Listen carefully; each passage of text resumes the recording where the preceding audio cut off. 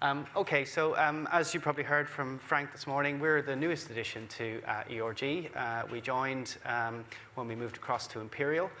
For 11 or 12 years before that, Frank was still my boss at that time, but I worked within the forensics department. And so a lot of our work actually revolved around drugs and explosives and various other things. So you'll probably see some of that flavor coming in a little bit later in this talk.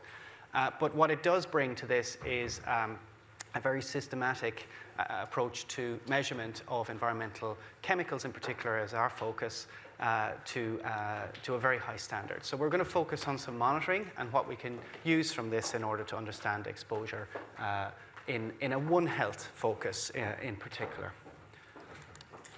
So, believe it or not, this is quite a simplified cycle of the chemical water cycle. I've split it up into the urban and rural environments here. I'm going to focus mainly on the urban environment today. And barely a week goes by now where we don't see a headline in the news about sewage discharges or some form of pollution of our waterways. And the UK certainly has a rather grim statistic that no river is fit to swim in currently. And so our work really focuses on understanding what that impact is and potentially understanding where we need to put our energy moving forward. What you can see here is a wastewater treatment plant. This is in Beckton in London. It's one of the largest treatment plants in Europe. It serves 3.8 million people, most of this area and most of the east of the city.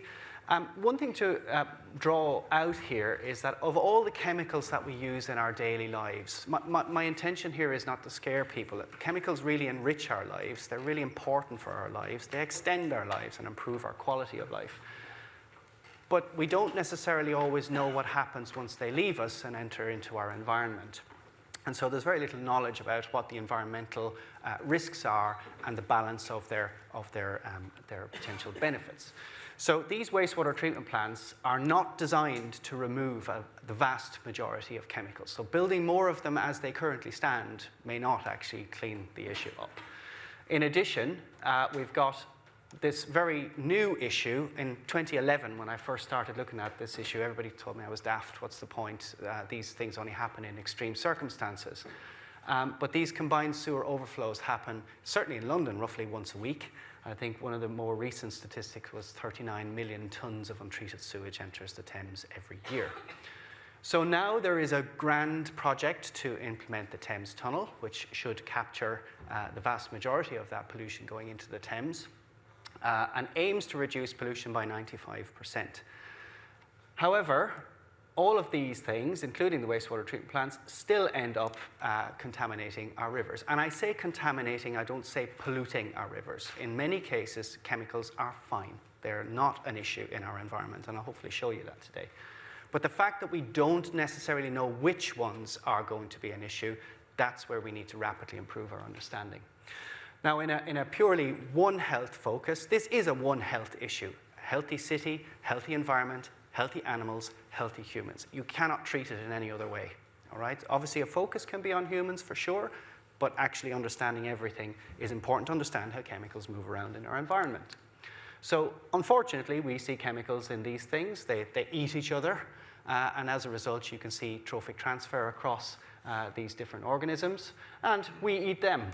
And so there can be some issues for us. We also drink the water coming from these rivers. The vast majority of water in the UK is abstracted from our rivers, which is feeding or fed by a lot of these wastewater sources and other sources of chemicals. And as a result, we can see an exposure to humans. And so really then, the next thing is, what is our exposure, particularly from drinking water, because it's a water-focused talk. And then how can we understand, in the cycle of things, what's going on in here, potentially by looking in here. And this is, I'll give a little overview here as to how we use wastewater as a sort of an intelligence resource. And Andrew will speak about that a little bit after me to go in more detail about it. So what I'm trying to get across here is it's absolutely massive. There's a space, a different type of sample, the time, the number of compounds. There are billions of data points in every sample. And every sample is positive. There are hundreds and hundreds of things in these samples all the time. So that's just when we know what we're looking for. I'm specifically looking, and I say specifically, it's actually the other way around, rather unspecifically, looking at contaminants of emerging concern. And these are substances that we actually know very little about in terms of their environmental risks, but they have been detected in the environment.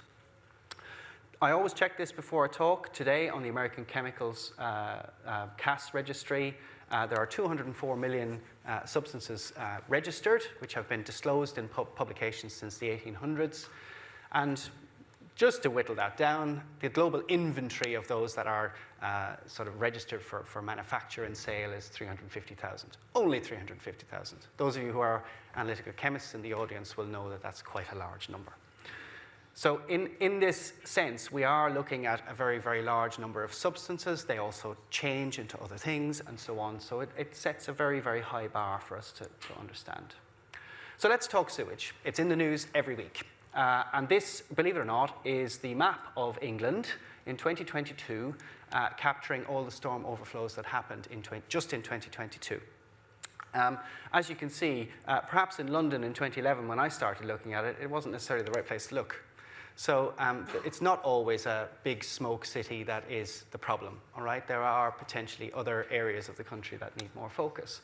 And if you look at the actual discharges, this is 2022 in England. You can see certainly up here in this area, you can see that there are a lot of storm overflows, yet when you look at the fines, it's perhaps the other way around. So it'll be interesting to see how these punitive measures change over the next few years, particularly regarding this overflow. These should only happen during times of heavy rainfall, but they're happening a lot more regularly even than just that. So what's important to understand here as well is that wastewater treatment plant, as I said, it isn't always designed to remove all of these chemicals. This is a study we just did a full year in an urban and a rural environment in the Republic of Ireland. You can tell probably why I wanted to do that. And you can see very, very similar sort of patterns between the raw influent going into a treatment plant, what comes out the other end, and then what ends up in the river. And you can see they don't remove all of these chemicals. What you can see is probably the largest effect here is dilution in our rivers. So what's really, really important is if we are going to dump untreated sewage into our river, make sure it's into a big, well-flowing one and not into our small tributaries. And we've focused a lot on this issue more recently to understand where these risks are actually having more effect. I'm just going to talk a little bit about this, but we talk about risk, and we generally use risk quotients, and that is essentially the measured environmental concentration used together with the predicted no-effect concentration in the most sensitive organism. So it's a worst-case scenario, if you like. And in Ireland, you can see there were only 4 here that were actually in the high-risk category across a full year of monitoring. That's slightly different than we find here. In the pandemic, Mel is hopefully somewhere in the audience. We got busy, and you'll see that because in the little thing up here on the right-hand side, that's evidence that academics do get their feet wet occasionally. Mel and I went sampling across London to an absolutely crazy resolution. So this is probably the most comprehensive study of any major city worldwide for so many chemicals. And we did it in 2019, 2020 during lockdown, and 2021 out of lockdown. So we got to see what the impact of a pandemic was. And the total population covered here was about 8.5 million people. What we did find, just taking the Thames, is a statistical decrease in pharmaceutical contamination in the River Thames during lockdown, and then it recovered pretty much straight away after the pandemic lifted. Now, that's perhaps reason to be cheerful. However, if you look in the actual waterways feeding into the River Thames, you can see a very, very similar thing happening. Lower concentrations during lockdown and higher concentrations once we came out again. We could then assess the risk from that, and this is just the freshwater risk. And of these, I think it was 165 chemicals that we quantified, 21 were of concern. 21 were something that actually caused any sort of risk. And this is the 2021 data, so out of the pandemic. And you can see here antibiotics came back up. They pretty much disappeared during the pandemic, but came back up again in 2021. And then we started to see some other things. Some of them are pesticides. Some of them are over-the-counter drugs like diclofenac. Anybody with back pain, for example, might take this drug on a regular basis, and a few other ones. So all of these were sort of classified as having some level of risk to aquatic life. Now, when you go into the tributaries, we had a really nice opportunity to study these across their length. You can, of course, from a map, look at where the wastewater treatment facility is and say, well, that's my problem. But one of the key things here is looking at where the point sources exist for these sewer overflows. And it's not always clear as to which ones are better or worse. So as you can see here, these are two waterways, the River Brent and the Grand Union Canal. The red line indicates where the combined risk of all those chemicals is bad, right? It becomes an issue. And you can see in the vast majority of cases, there's no wastewater or CSO influx to those, and it's fine. You detect the chemicals, but there's not an estimated risk there. You move into some that have wastewater treatment plants and CSOs, and you get a very different picture. So here's the River Hoggs Mill. You can see wastewater treatment facility comes in, and we see a massive spike in risk. You also see it later where we've got combined sewer overflows along the same stretch of river. And that also happened on some other ones like the Lee and the Wandle. You can see here the Wandle in particular is pretty high after that treatment works because there are 7 CSO sites after that treatment works just to make it even worse. So we studied this river in great detail. And one thing I just want to draw out here is, and this is really a one health issue, it's not a human health issue. You can see the green bar here is quite large. There are 25 million dogs, cats, and rabbits as pets in the UK. And that green bar represents a neonicotinoid pesticide called imidacloprid. It was banned in 2018 from agriculture and has pretty much been replaced in the pet industry for companion animals. And what you can see here is wastewater impacts are the main source of it. It's quite unusual, right? How do dogs, cats, and rabbits use the loo was the first obvious comment we got back. But actually, it's the pet owners washing their hands, the bedding. You cuddle your cat, you know, your clothes get covered in it, and you wash them in your washing machine and so on. So there's a lot of research following this up now, where we're looking at the roots of how this stuff actually gets into our wastewater. Some of you, I won't ask today because it's probably not right, but I often ask people, how many people chuck their cat poo down the loo even though you're not really meant to? You'd be surprised at how many people actually do that. Now, importantly, from this, imidacloprid is our pet parasiticide. We published a briefing note with the Grantham Institute discussing this in great detail. I see Tilly's in the audience, who is one of our co-authors, and you can find that here on the Grantham website, basically discussing this whole issue. There really needs to be a change in how we approach pet treatment with these materials moving forward. So just taking a step back in time, I don't expect you to read any of this, but the sheer scale of it is what I'm trying to show. We went after these little guys. They're pretty pervasive in most of our rivers. They're called Gammarus pulex. They're small little shrimp, and they're really, really important. They also go together with this dilution in rivers. They clean our rivers. They eat all the detritus, they chomp up all the chemicals, and they clean it. If they're not there, you got a problem. We went to Suffolk, ideally around, at the time it was 2018, trying to find if there were any of those neonicotinoids still knocking around and potentially impacting non-target organisms like the shrimp. And what we found actually was an awful lot more chemicals than we bargained for. The headlines all ran with this one, which was that cocaine was present in every single one of them, which I'll touch on a little bit later. But as you can see, quite a raft of chemicals present in that. We did see imidacloprid in there, but very, very sporadically. It wasn't a very regular thing. We redid it. This is in Colchester. We've got a wastewater treatment plant here, 2 downstream sites, and we saw an awful lot more imidacloprid in those samples. And that pointed towards an urban signature. So this is before we did the London study. And we did it across different types of organisms. And we found the closer you got to the wastewater treatment plant, the higher the contamination of these organisms with all of these chemicals. So clearly there is an issue here with chemicals in our wildlife. So one of the things I hope you've probably got by now is that scale is an issue.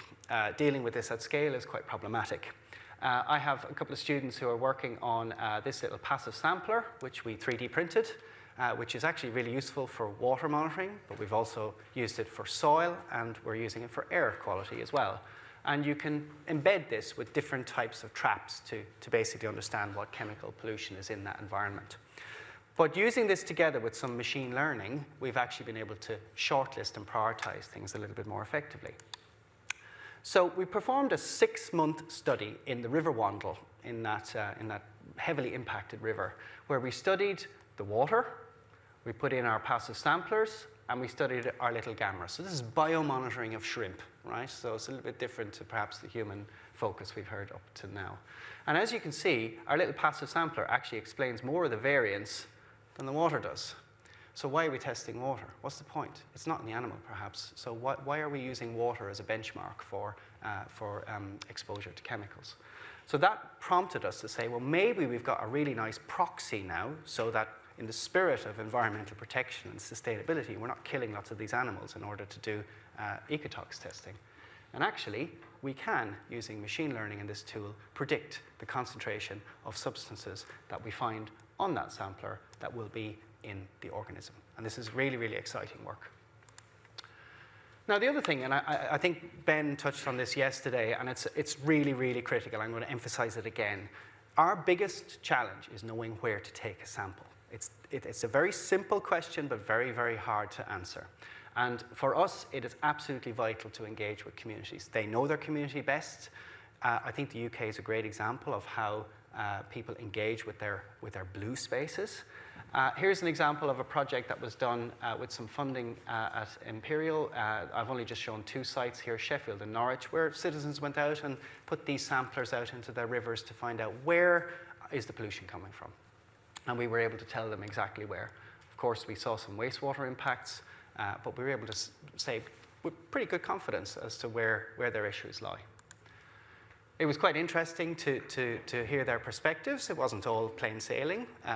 Sometimes it was very easy and fun to do. Sometimes it was a little bit complicated. Getting in and out of rivers is not always the best thing to do. But in the main, we found a good way to scale this up. And this sampler can be posted back to us for rapid analysis. And we're now working with Thames Water on a new way to try and improve the river quality of some of its catchment rivers towards making them a little bit more green. One big thing that I want to talk about is the scale, right? So this is, up to now, it's been hundreds of chemicals. We need to be moving towards the thousands or hundreds of thousands of chemicals. And machine learning has been really key to that for us. And we're now at the point where this is a plot of how our analytical instruments in the laboratory can be used. What is the full capability of them? So here we've got over 100,000 chemicals measured using our instruments, and we're able to define the capability remit of it so that when we apply it, we know exactly how much of that chemical space we're actually able to detect with it. So in this case, this is really, really powerful, because now we have a defined number that we can work with. We also have work on not just the chemicals that we make, but what they transform into. And this is a nice piece of work with AstraZeneca, working on understanding how pharmaceuticals transform in our environment into other things. And this is a standard readout we see from most of our mass spectrometry instrumentation. We see usually a single peak, but in this case, we saw 2 or 3 more. And those of you in the audience who do work with mass spectrometry will know that even if you've got the super duper instrument, you're still going to see multiple things for the same signal, right? And this is a really good example. O-desmethylvenlafaxine is a metabolite of an antidepressant. And it's actually on the European Water Framework Directive's watch list of chemicals of emerging concern. But we saw 2 other signals attached to it that we were like, well, what's that? We were able to look at transformation of these things and got a list of chemicals that it could be. One of those had the same mass. We put it through our machine learning model, which allowed us to tentatively identify that in silico, and we actually found the N-desmethyl metabolite of it without the need for a standard, right? So that allows us to rapidly shortlist chemicals from a very large number to a very small number.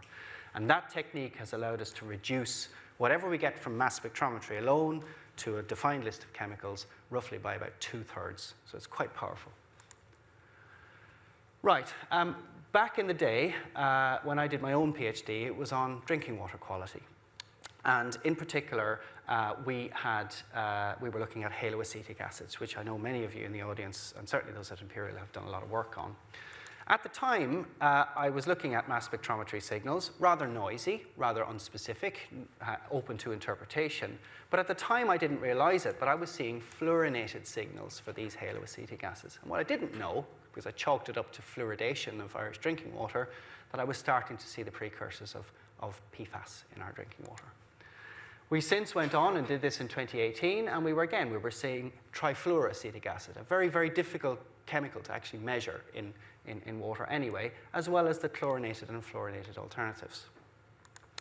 Fast forward to 2023 with our new lab, we are now not looking at peaks in a spectrum anymore. We're looking at lots and lots and lots and lots and lots and lots and lots of things in a feature. And now we're actually able to shortlist lots of new things very, very quickly.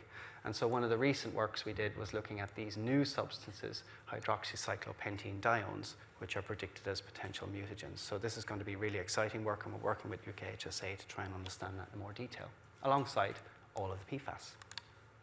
And if you look at the PFAS in particular, 90% of the 450 wastewater treatment plants, the PFOS concentration is above the environmental quality standard. And if you look at the map here, you can see the UK is particularly contaminated with PFAS. The manufacturers of some of the personal protective equipment are here in Belgium, and you can see that's quite concentrated. But the UK is late to the party. In fact, it's non-existent. It needs to up its game massively. I just want to talk a little briefly about wastewater-based epidemiology, and we've focused quite a bit on this over the last few years, and I'm just going to speak about the chemistry because Andrew's going to talk in a bit more detail after me. But essentially, it works on the basis that wastewater from a community acts as a pooled urine and feces sample, which you can then monitor and understand potentially the health of your community. How we do it, we take a sample at a wastewater treatment plant, usually as a 24-hour composite. We analyze it with mass spectrometry. We can calculate the grams per day of substance going in. To a certain degree, we can back calculate that to how much is ingested, and then we can normalize that to per capita usage. And one of the key things I want to talk about here is we've put a lot of time and effort into scaling this up. So now we have methods that you can just take a vial and inject it onto an LC-MS and be able to detect the part per trillion quantities of these substances. So this is 140 substances in 3.5 minutes. So that has underpinned a national program in our laboratory. We've done 13 years of wastewater-based epidemiology. It was quite a lonely space until COVID, and then everybody started doing wastewater-based epidemiology. In 2016, London was pretty high on its consumption of cocaine, which is the application I'm going to talk about here. We are part of a group called SCORE, which was established in 2010, and my lab always provided the London data. And you can see we're up to 118 cities, 132 treatment plants, and 41 laboratories. And correct me if I'm wrong, but I think it's around 60 million people or something done every year. After 7 years of it, we decided to publish a snapshot. And what's quite interesting here is you can sort of draw a line here, and you can see the penchant for cocaine over here. You can see the methamphetamine, largely driven by production here in Czech Republic, and then amphetamine use up here, over 7 years' worth. And this is near real time. When a sample comes in from today, we can tell you that day how many kilos of that substance is consumed in that city. Alcohol is another one we do quite frequently. We look for a metabolite of alcohol called ethyl sulfate. It's quite stable in wastewater. And we've done a comparison of 20 cities some years ago as part of this consortium. And you can see that they actually align pretty well with some of the World Health Organization limits for some of those cities. The most important thing really is that the margin of exposure here is all greater than 10. It's by far the most risky drug that we all perhaps consume in our lifetimes, certainly across all of these cities. And you can look by day of the week across all these cities, so you can clearly see the weekend effect. And that also, quite interestingly, correlates with some illicit drug exposure. You can track the co-consumption of alcohol with drugs because they form unique metabolites. Drug statistics. This is the most recent data I could find. 1 in 11 adults said they reported drug use in June 22, up to that, which was no change in 2020. Okay. There are nearly 5,000 deaths here from drug poisoning. That's deaths, though. Drugs destroy our communities, right? And not just those who use them. So it is very important to understand that death is not always our endpoint to look at here. Opiates caused half of that, and 15% of that was cocaine related. So we're not talking about small numbers here for these two drugs by any stretch. So now we are scaling up our methods thanks to some funding and our beautiful new labs at White City. We have a wastewater-based epidemiology suite to basically track and trace hundreds, if not thousands, of chemicals in near real time. We've been monitoring 18 sites up to now, and that's not just 18 sites once a year. That's 18 sites every 2 days, and in some cases, every day. So certainly some of the larger cities we do every day. And we have over 6,000 samples already collected. About 2/3 of those are analyzed. And we're expanding to 44 sites now over the next year. And that will cover around 50% of the population of Great Britain every 2 days. So that's a really exciting thing. Thankfully, and certainly shout out to my team, we had the honor of receiving the Director General's commendation from the National Crime Agency for quantifying the drug threat in the UK in 2022.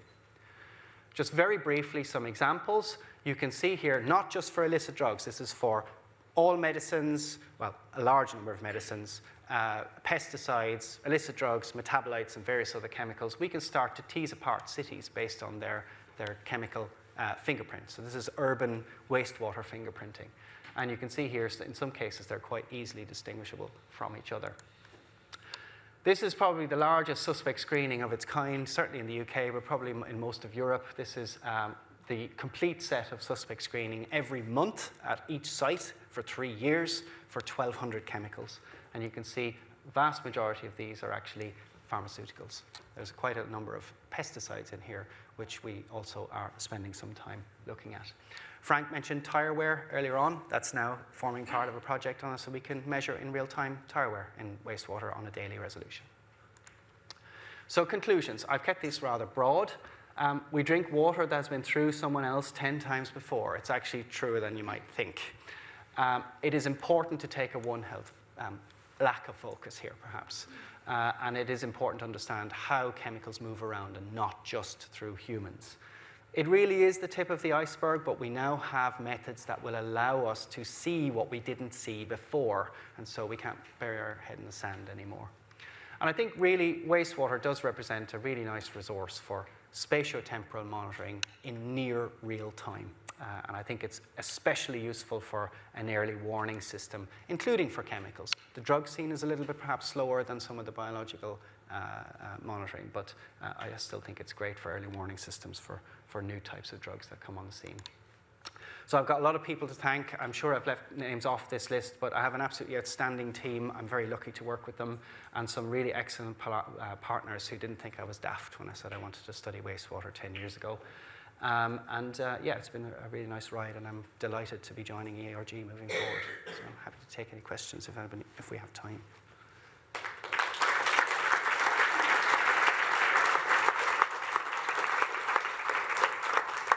Thank you, Leon, for that really terrific talk. And I say at UKHSA, we're looking forward to building on your leadership. That'd be terrific to do that.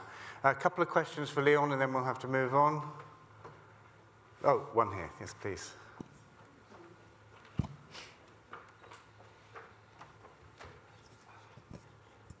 Thanks so much. That was a fascinating talk. I was wondering, in terms of communications and policy, how you deal with when you, like your last slide, where you show this information and people that the water's been gone through 10 times. People, aren't you worried about scaring people away from using tap water? And do you think you should scare people away from drinking tap water? Because then the alternative is bottled water.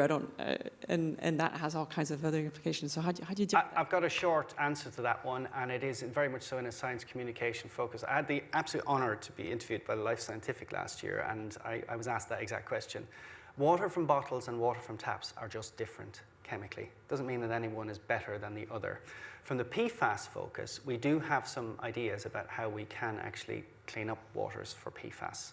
At the moment, we're trying to understand what the scale of the issue is, but in parallel, we're looking at interventions. Quite simply, your jug under your sink, the Brita jugs and things like that can be used perhaps to remove some of those. I drink tap water. Absolutely, I drink tap water, but I also drink bottled water. I'm not necessarily scared of it at this point.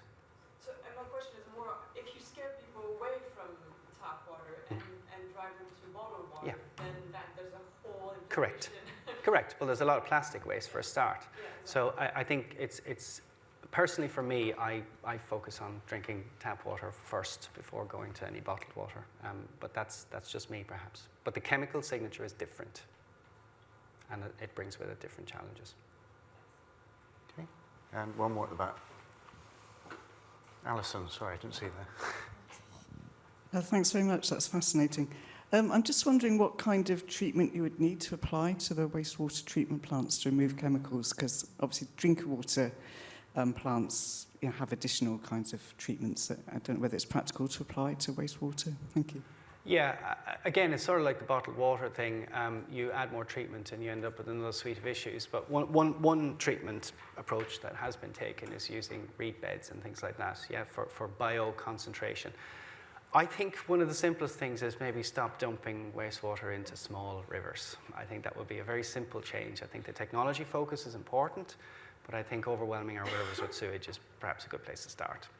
I think that would be probably the first thing I would say. The reed bed side of things, you still have to dispose of that material afterwards, so that may in itself cause some issues, but we don't know. The third thing, which is the big one, which is the super sewer in London, and it's the elephant in the room, really. And it's running all the way under the Thames, taking overflow and excess wastewater away from the Thames. I think some of our recent work has shown that actually some of the bigger issues are actually coming from the tributaries, and even as influx to the Thames. So I will be interested to hear how the super sewer will actually address taking out 95% of the pollution when you're not looking in the tributaries. Great. Thank you, Leon. Well done on your commendations and awards. Very well deserved. Cheers.